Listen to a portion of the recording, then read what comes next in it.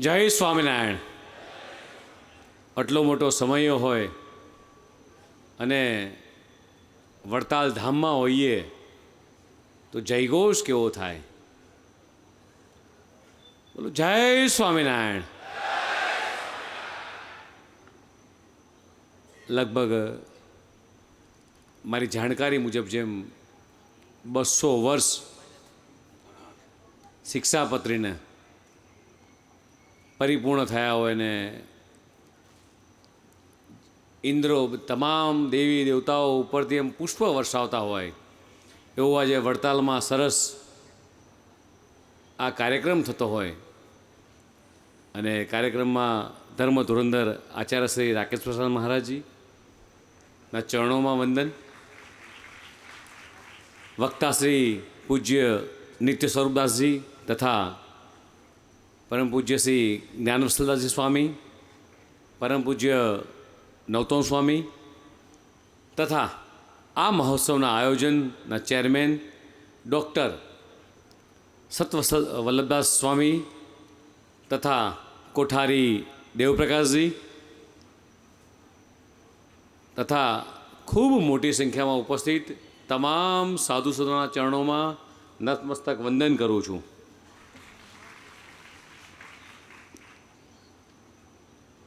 મારા માટે જેમ હજારો લાખો હરિભક્તો માટે આ સમયમાં આવવું, દર્શન કરવા, પરમ પૂજ્ય સંતશ્રીઓના આશીર્વાદ લેવા, એમ મારા પોતાના માટે પણ આ આશીર્વાદનો લાહો મને મળ્યો છે એ પણ હું મારા જીવનની આજની ઘડીને હું ધન્ય સમજું છું.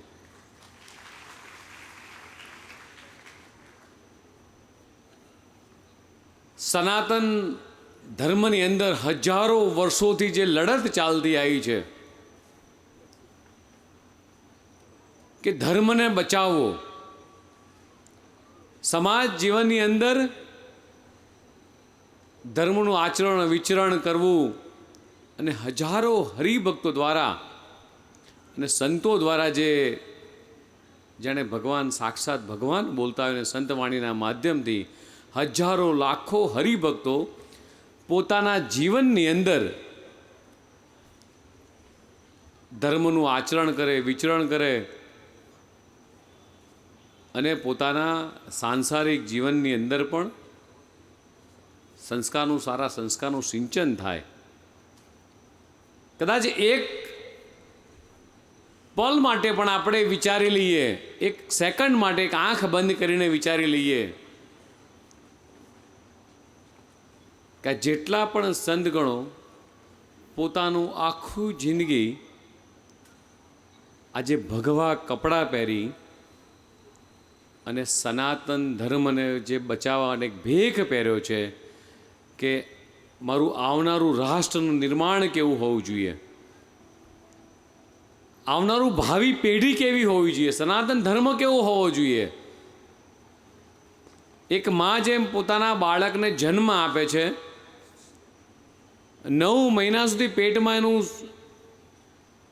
ઉછેર થતો હોય છે અને ઉદરમાંથી બાળક બહાર નીકળ્યા બાદ, એના જન્મ થયા બાદ આપણે બધા જ એને પાપા પગલી કરતાં શીખવાડીએ.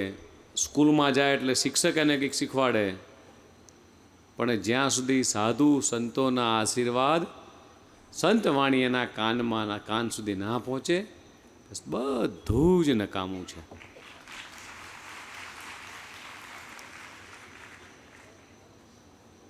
સંતવાણી અહીંથી પીરસાઈ રહી છે. ગમે તેટલી ભૂખ લાગી હોય, ગમે તેટલી તરસ લાગી હોય, ગમે તેટલી ક્યાંક જવાની ઉતાવળ હોય, પણ વ્યાસપીઠ ઉપરથી વક્તા સંતશ્રી દ્વારા આપણે ઊભા થવાની ઈચ્છા હોય, પણ આપણને એમ થાય ઘડી બે ઘડી કે હમણાં કંઈક એવી વાત સંતના મુખેથી આવશે અને એ ક્યાંક મારા સાંભળવામાં, મારા આચરણમાં, મારા વિચરણમાં ક્યાંક સારી વાત પડશે તો મારું ને મારા પરિવારનું, સંસારનું કલ્યાણ થશે. અને એટલા માટે હું જોઈ રહ્યો છું કેટલાય હરિભક્તો છે, કેટલી લાંબી બહારથી લાઈન, કેટલું બધા દર્શનમાં લાઈન, અહીંયા કેટલાય હરિભક્તો. મને જેમ કીધું સંતશ્રીએ કે 7 દિવસનો સમયો, વરસાદ પડ્યો એટલે તરત જ તાત્કાલિક આખું મંડપ બાંધ્યો, અને છતાંય ગમે તેવી પરિસ્થિતિની અંદર મારે દર્શન કરવા છે, સંતને સાંભળવા છે, મારે કંઈક આચરણ કરવું છે, મારા દીકરા દીકરી પરિવારના લોકોના જીવનમાં કંઈક પરિવર્તન આવે. મિત્રો, પરિકલ્પના કરી શકે છે કે 200 વર્ષ જૂની શિક્ષાપત્રી, એ વખતેના વિચારો કેટલી દીર્ઘ દ્રષ્ટિથી વિચારો લખાયા છે, કેટલી આત્મસ્ફૂર્તિ થઈ હશે. જે આપણે અહીંયા હવેલી જોઈ રહ્યા છીએ, જ્યાં શિક્ષાપત્રી લખાણી છે, પરિકલ્પના કરી શકે છે કે કેટલા બધા વિચારો કે આવનારા 200 વર્ષ પછી, 500 વર્ષ પછી એવા કયા અમૃત વચનની જરૂર પડશે, એવી કેવી વાતની જરૂર પડશે, એવી કેવી શિસ્તતાની જરૂર પડશે, એવા કયા સંસ્કારની જરૂર પડશે કે જે રીતે સમય બદલાય છે, પરિવર્તન આવે છે, અને ત્યારે કઈ કઈ બાબતોની જરૂર પડશે, એ 200 વર્ષ પહેલાં કદાચ કોઈક જોઈ શક્યું હોય તો ભગવાન સ્વામિનારાયણ એ જોઈ શક્યા છે મિત્રો. અને આ વચનામૃતના ઉપદેશોને આત્મસાત કરવું એ આપણી સૌની ફરજ છે. અને હું જેટલા પણ લોકો આજે અહીંયા છે, આજે આ મંચના માધ્યમથી પરમ પૂજ્ય તમામ ગુરુજીના આશીર્વાદ લઈને હું ચોક્કસ કહીશ કે આપણે આપણા જીવનમાં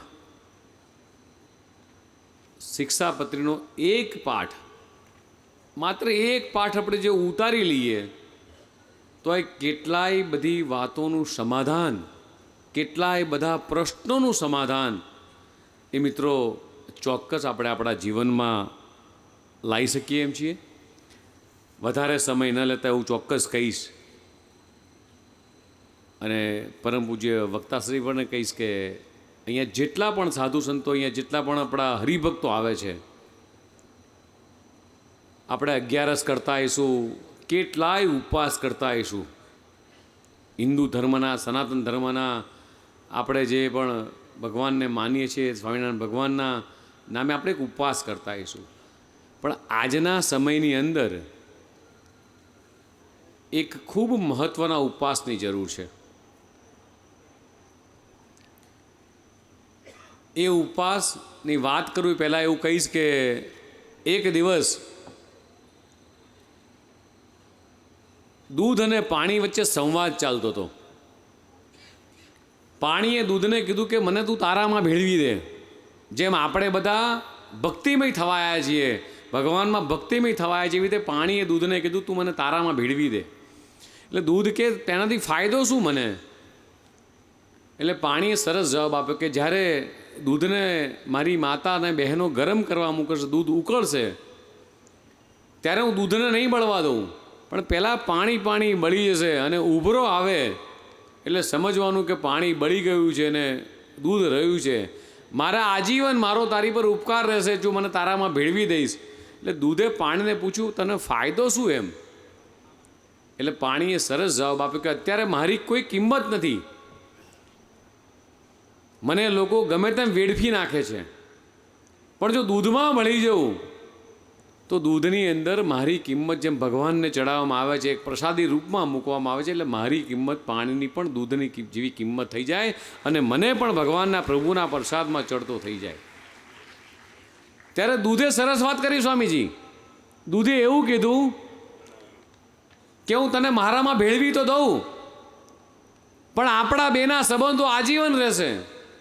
પણ આપણા બેની વચ્ચે ત્રીજી કોઈક વસ્તુ એવી આવશે અને એ વસ્તુ લીંબુનું એક ટીપું જો પડી ગયું તો પાણીનું દૂધનું દૂધ આપણા બેયના સંબંધો જુદા કરી નાખશે. પાણી એ વાતની શરત માની લીધી. આપણને બધાને અનુભવ છે કે દૂધની અંદર લીંબુ પડે એટલે દૂધ ફાટી જાય. એવી જ રીતે આજના સમયની અંદર, આજના સમાજની અંદર જેટલા કાળા માથાના માનવી છીએ, જેટલા ઘર છે, એ બધાના ઘરની અંદર લીંબુ સ્વરૂપે એક ઇન્સ્ટ્રુમેન્ટ આવી ગયું છે અને એ ઇન્સ્ટ્રુમેન્ટ આપણા બધાના જીવનની અંદર એક લીંબુ સ્વરૂપે ઘરના ઘર અલગ કરી રહ્યું છે. એ ઇન્સ્ટ્રુમેન્ટ છે મોબાઈલ. આજના દિવસે, આ 200 વર્ષના સમયના દિવસે હું ચોક્કસ કહીશ કે એવી એક પ્રતિજ્ઞા લઈને આપણે અહીંયાથી જઈએ, પરમ પૂજ્ય સ્વામીજીના આશીર્વાદ લઈને જઈએ, ભગવાન સ્વામિનારાયણના આશીર્વાદ લઈને જઈએ કે હું અઠવાડિયામાં એક દિવસ મોબાઈલનો ઉપવાસ કરી શકું.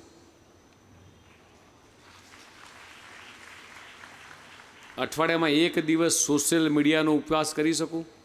મિત્રો, નાની વાત નથી. કદાચ ઘરે જઈને શાંતિથી વિચારજો. અત્યારે દરેક ઘરમાં 4 કે 5 કે 6 સભ્યો હોય, બધાના હાથમાં મોબાઈલ હોય અને માતા કે પિતા કે બાળકો જમવા બેઠા હોય કે વાતો કરવા બેઠા હોય, દરેક જણ પોતાના મોબાઈલમાં વ્યસ્ત હોય છે. અને આના કારણે સમાજ જીવન ઉપર લોકોને માળા કરવાનો સમય નથી મળતો, ભગવાનને ભજવાનો સમય નથી મળતો, શિક્ષાપત્રી વાંચવાનો સમય નથી મળતો, અને એ બધી જ જગ્યા લઈ લીધી છે મોબાઈલે.